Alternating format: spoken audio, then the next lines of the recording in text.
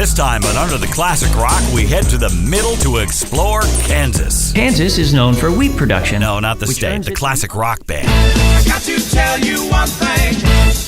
They rocked out of Topeka, Kansas in the late 60s by combining two local bands, The Reasons Why and White Clover.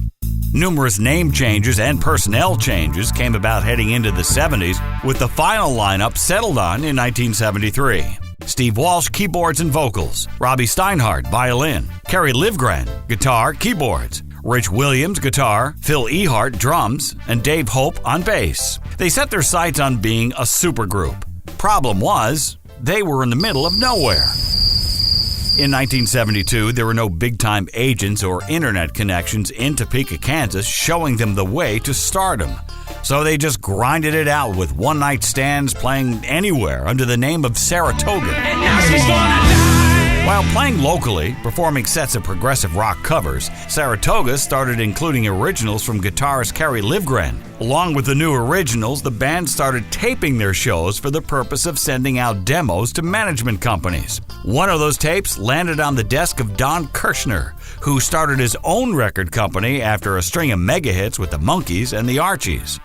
Kirshner gave the tape to his assistant, Wally Gold, and told him to go check them out. Wally Gold came back to Kirshner with 2 thumbs up.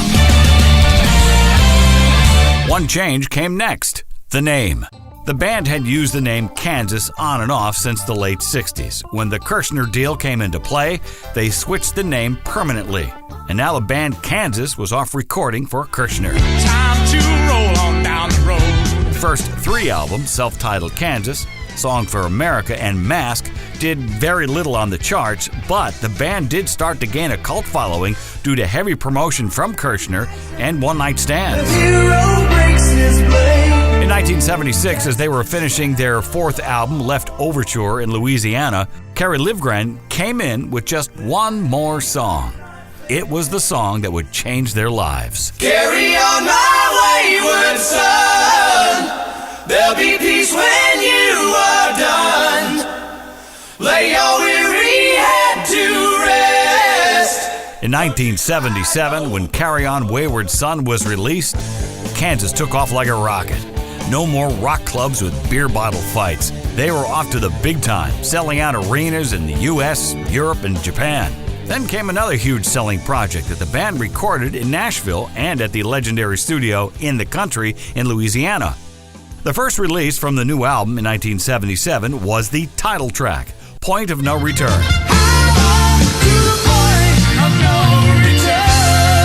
Next to be released in 1978, Dust in the Wind. According to Kerry Livgren, he wrote the song off a guitar exercise. He was practicing that lick one day, the beginning of Dust in the Wind, and his wife heard it, and she said, you should make that into a song. He did.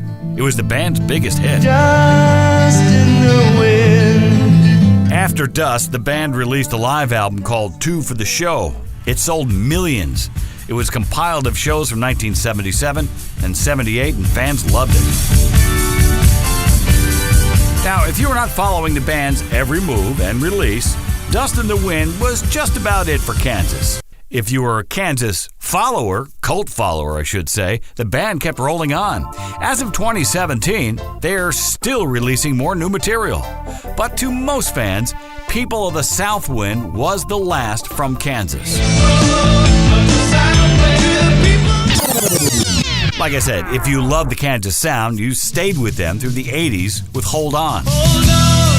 Several members of the band became born-again Christians and turned the band into that direction. That did not sit comfortable with some of the members of the band. The final album with the original lineup was Audio Visions in 1980. In 1984, a Best of Kansas was released, going multi-platinum because of the early 70s classic material.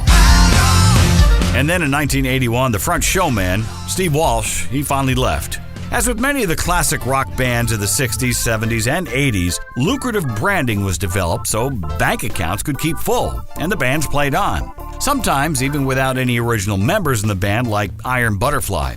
Such is not the case with Kansas. There have been get-togethers of the original members from time to time, but as of 2017, drummer Steve Ehart is the only original member playing with Kansas.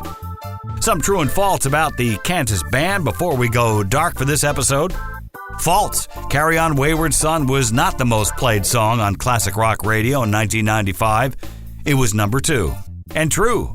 Carry On Wayward Son was the most played song on classic rock radio in 1997. What an ignoramus.